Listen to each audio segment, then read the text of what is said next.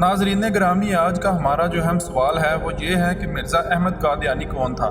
اور قادیانی غریب مسلمانوں کو اپنی بیٹیاں شادی کر کے کیوں دیتے تھے، اور یہ کیسے مسلمان ہونے کے ساتھ ساتھ یہ بھی دعویٰ کرتا تھا کہ یہ آخری نبی ہے، نعوذ باللہ، جو کہ یہ ایک جھوٹا فتنہ تھا۔ اس جھوٹے انسان نے فتنہ پھیلانے کی کوشش کی، اور اس انسان نے اللہ کی ذات پر کون کون سے جھوٹ باندھے،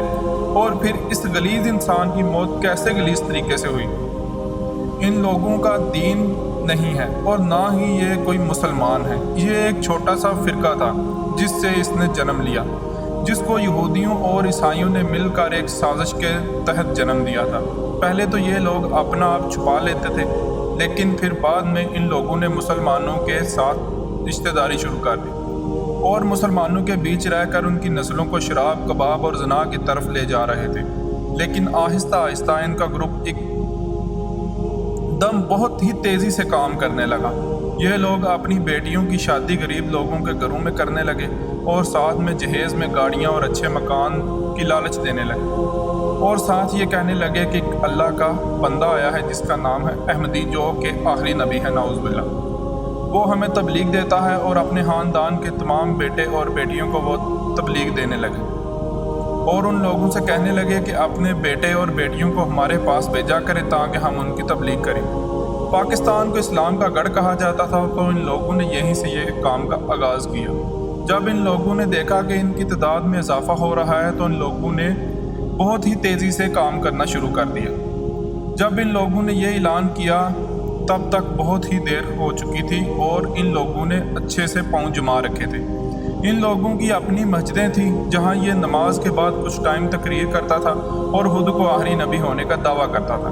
اس نے قرآن پاک جیسی کتاب پر بھی جھوٹ باندھا۔ اس نے کہا کہ قرآن میں لکھا ہے میرے وقت میں فرشتوں اور شیاطین کا آخری جنگ ہوگا،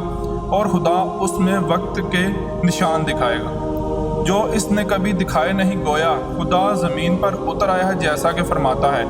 یوم یاتی ربی کا فی الظلل من الغمام، یعنی اس دن بادلوں میں تیرا خدا آئے گا، لیکن یہ تو محض خدا پر اطراف ہے، بہتان ہے، جبکہ قرآن میں ایسی کوئی آیات نہیں ہے۔ پھر آہستہ آہستہ یہ بات مسلمانوں میں پھیل گئی، اور انہوں نے اس کو ڈھونڈنا شروع کر دیا۔ 25 اگست 1900 میں جب مہر علی شاہ صاحب کو اس بات کا علم ہوا، تو انہوں نے اس کو کہا کہ ٹھیک ہے، اگر تم سچے ہو تو ہمارے ساتھ ایک مناظرہ کرو۔ تو اس جھوٹے فتنے نے مناظرے کے مطابق کوئی بات نہ کی، اور نہ ہی اس نے کوئی جواب دیا، بلکہ اس نے اپنے چیلوں کے ذریعے سے مسلمانوں کے ماحول کو خراب کرنے کی سازشیں شروع کر دی۔ جب اس بات کا علم مسلمانوں یعنی کہ ہمارے بزرگوں کو ہوا، تو انہوں نے کہا ٹھیک ہے، سب علماء کرام کو ختم نبوت کانفرنس پر اکٹھا کیا جائے، اور اس فتنہ غلیظ انسان پر فتویٰ جاری کیا جائے۔ تو یہ بات جب مرزا قادیانی احمد کو معلوم ہوئی، تو اس نے ڈر کے مارے خود کو ایک کمرے میں قید کر لیا،